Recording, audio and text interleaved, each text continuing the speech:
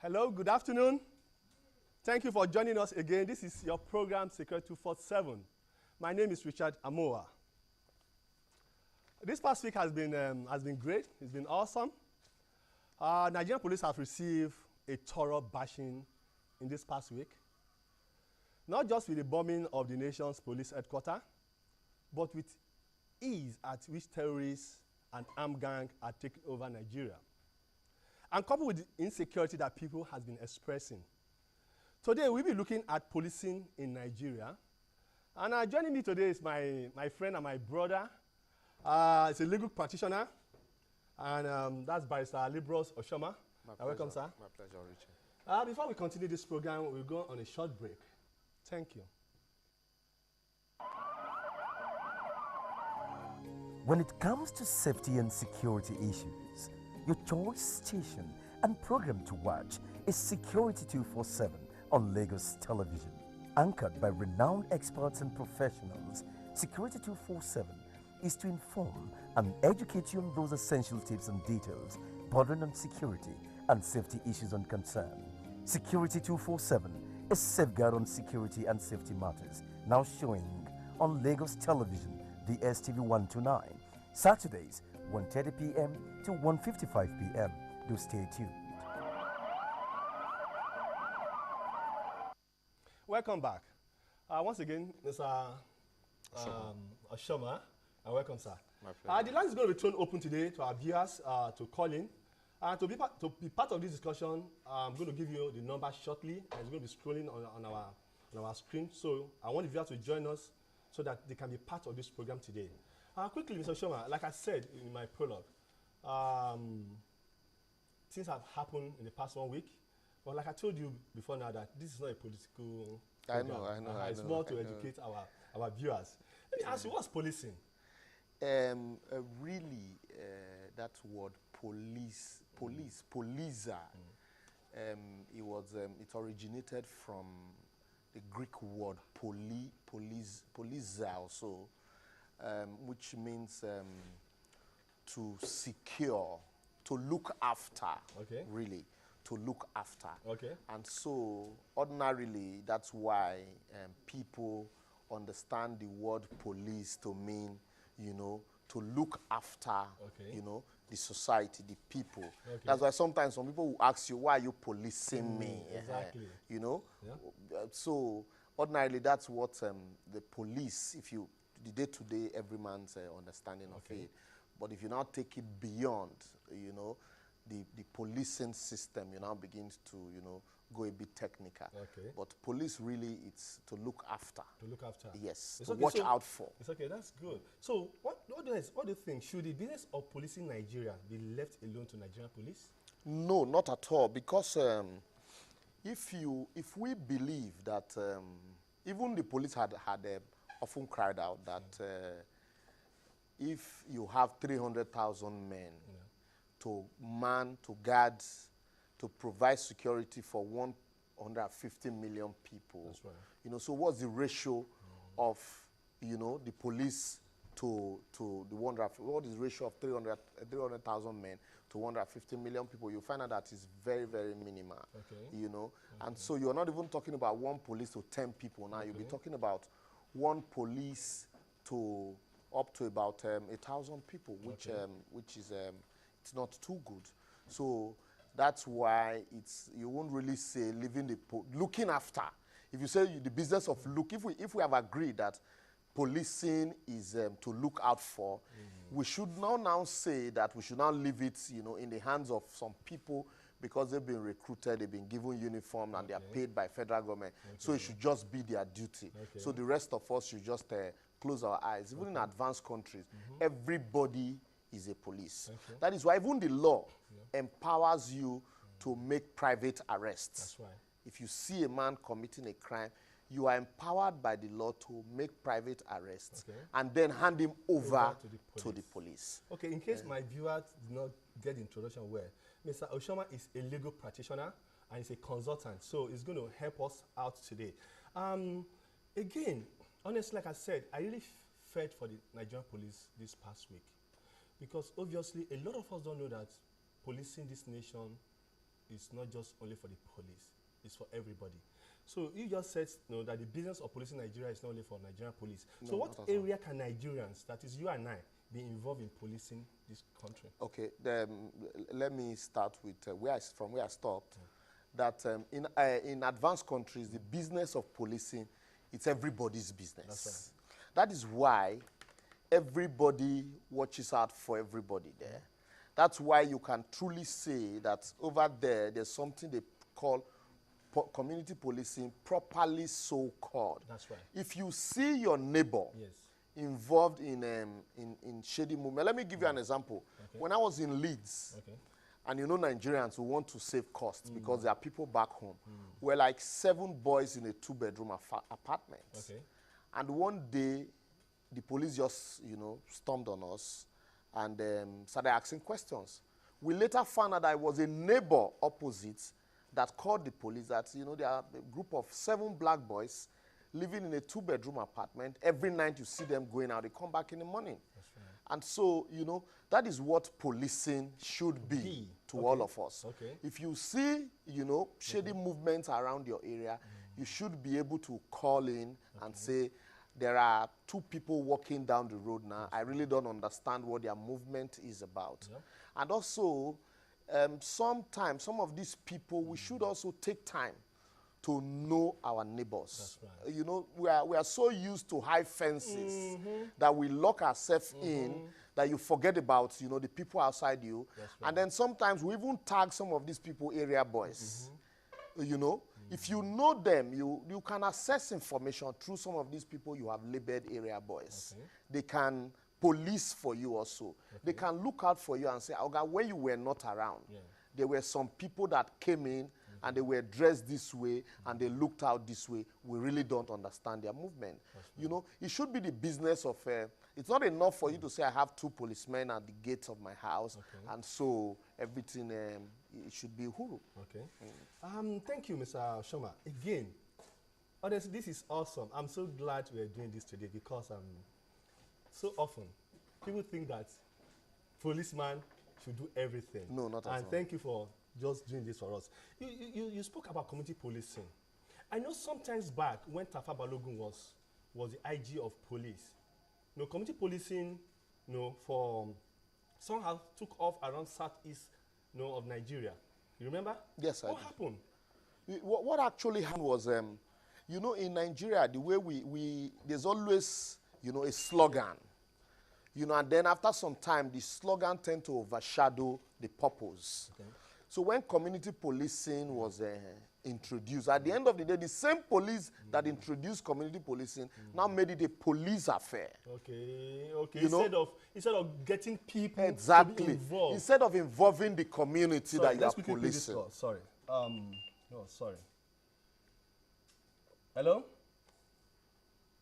Hello? Hello? You're online. Okay, I think we lost the call. In case you want to join this program and on our discussion too, please call this number 081-841-94744. Once again, 081-841-94744. We're talking about policing in Nigeria. Okay, let's pick this one. Hello? Hello? Hello? Yeah, hello, good afternoon. I want to contribute my own. Okay, please make it snappy. Our people in our community, we know these people. Help them. Because join them, they got here. They got police there. Look at mission. People are shooting. Look at one of them. Look at these people.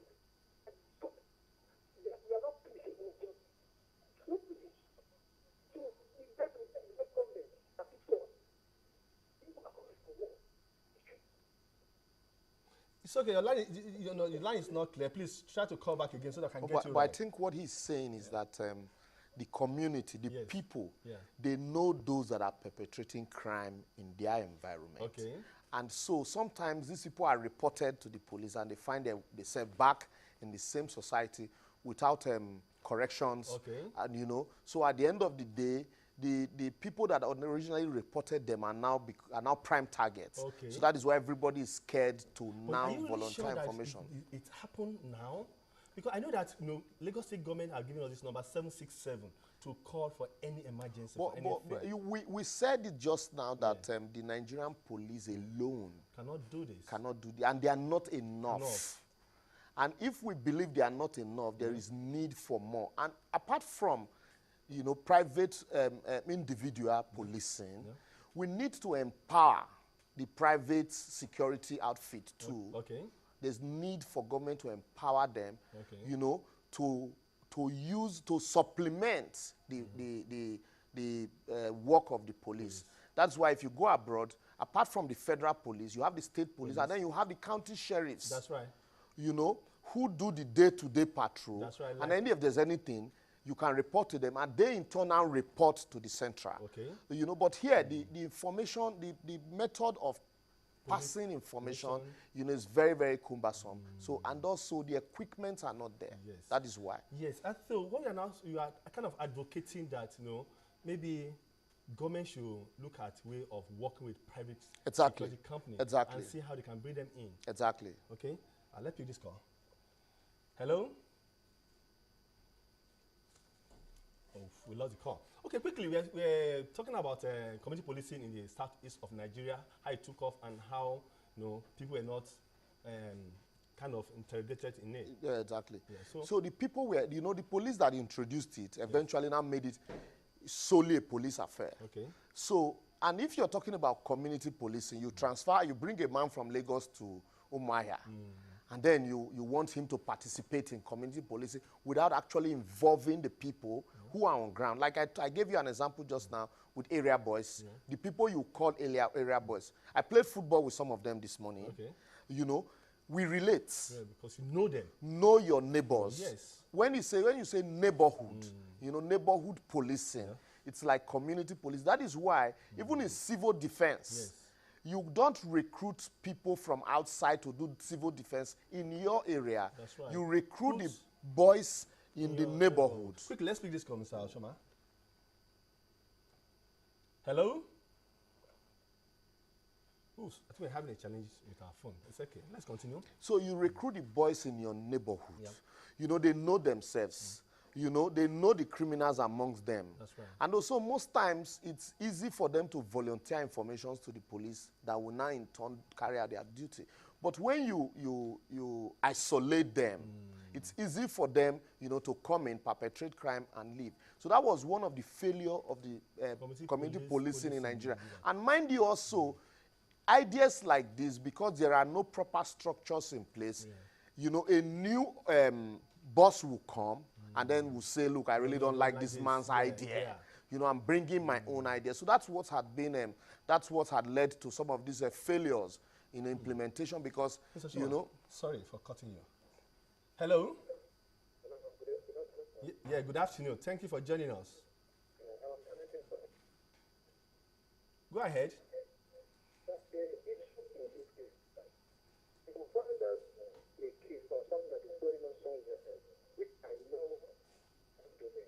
When you report to the police, you find that they believe the same to interrogate you, to look at the way you like to defend you.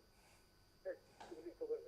Can this happen to you? So sometimes you are being scared. You are calling police. I have their number. They to call. So they didn't have it. Okay. You'll be afraid to call. When you call, they will involve you. Okay. So what can you do? Thank you for calling. Thank you. You see, we need to correct one impression today, Mr. Shoma. And I'm glad we are doing this because our people actually think that police cannot help them. But I've seen a situation where police do help.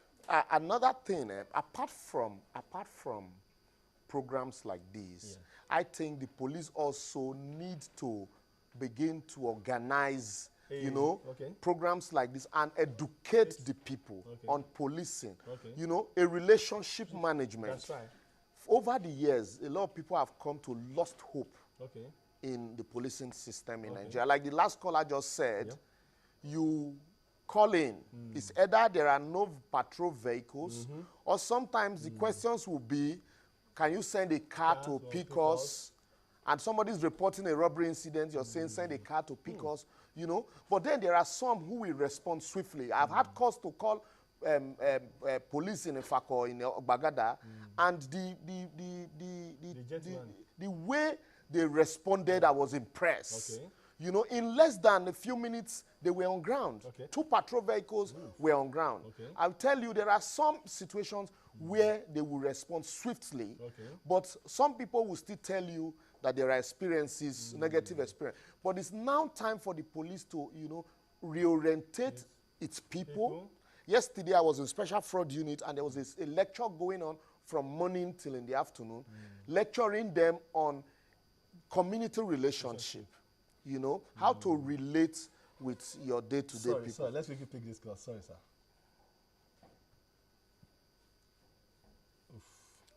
You know, and then apart from relating this, lecturing the police now, there should be also, you know, programs to educate the populace, Like you know, like we're doing now on.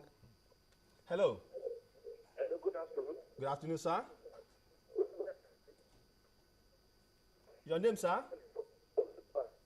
I'm calling from a place. Okay. First and foremost, the international standard is 1 policeman to 400 citizens. And all the agencies we have in Nigeria, the police, the military, all of them, they are less than 1 million. Yes. Which police is there? Yeah. I think the federal government, through the interior ministry and the civil defense, can involve the private security companies. They are in everywhere in this country, every local government, every community. That's right. Those licensed and unlicensed, Yes. those malams or malams. Yeah. The government can use the private security company, licensed ones, and have the standard rapport to the nearest police station. Thank you, In the sir. area, I'm very sure the policemen, they don't know how many private companies are there. That's I right. can say that one. Actually, the DPO now, how many private security companies are in your jurisdiction? Thank you, sir. You made your point, sir. Thank you. Quickly, what do you think?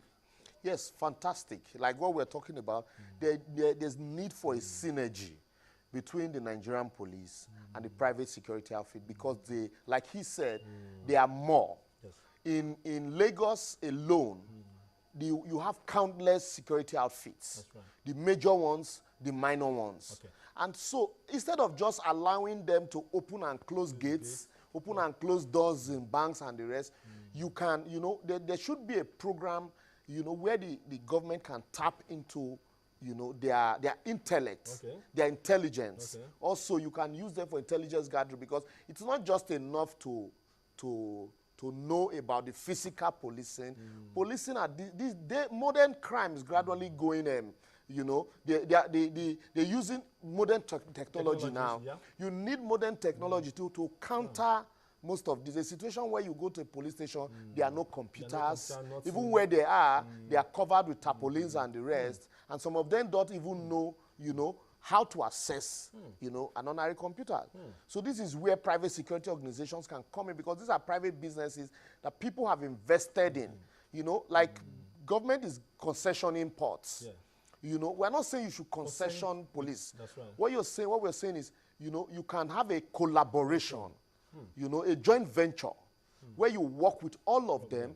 They can be your foot soldiers. Like the guy said, he said they're on every nook and Every nook and cranny, in Nigeria, every local government, every town. Every town, everywhere. So they could even become part of, you know, gathering intelligence for the police. Exactly. So, like you have plainclothes policemen, you can have plainclothes private security outfits. Okay, sir, let's pick this. Okay, it's gone.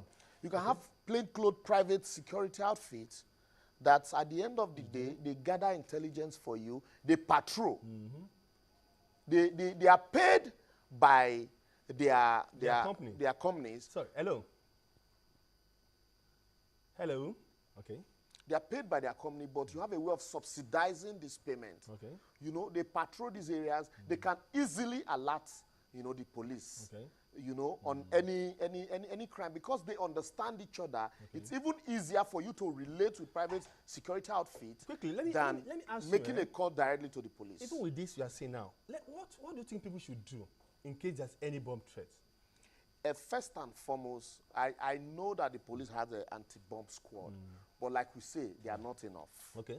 And you know, this, like I said, this technology, you know, some of these things have gone, you know, haywire. That's right. So it's not easy for you to detect some of these things with your ordinary eyes. That's you right. need devices. Okay. But in the event of threat, the best thing to first and foremost do is to avoid the area and call the people responsible for taking care of situations like that. Thank you, Mr. Shoma. Because of time, we definitely are going to come back next week. I'm going to appeal to you. I didn't even tell my viewers, Chooks is not here today because he's gone out to the east to do some training.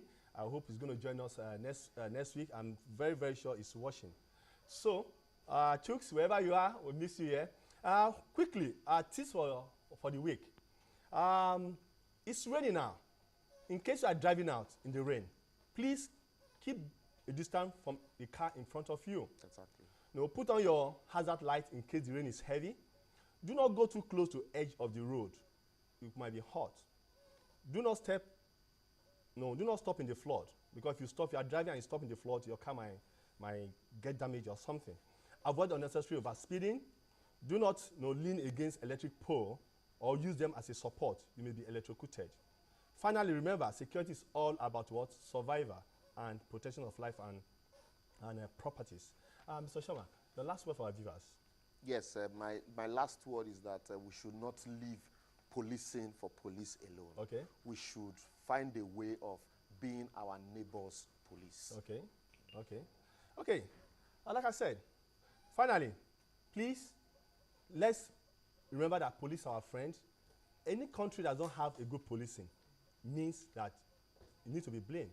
So what that means that we need to look at things we do in this country. But I learned that we still have some time, Mr. Shoma. So quickly, let me ask you a question. Do you think that policeman, the business of policing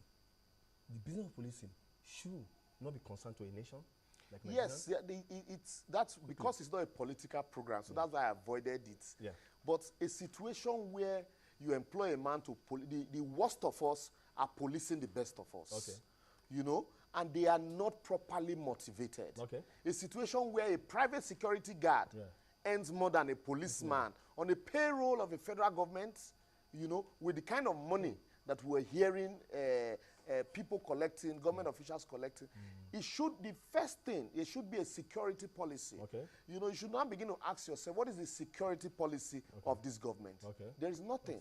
You know, what's the economic policy of this don't worry, government don't go that there. will now aid the security policy? So, to answer your question, it should be the business of, because it's part of the law. The essence of government is the security and protection of the people. It's okay, Mr. Shoma, thank you so much.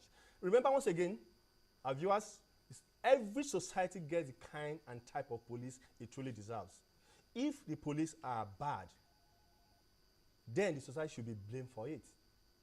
Let's not just do the job of our own. Let's do the job of police. Let's help the police to help us. Once again, see you next week as we look forward to continue this program. Thank you.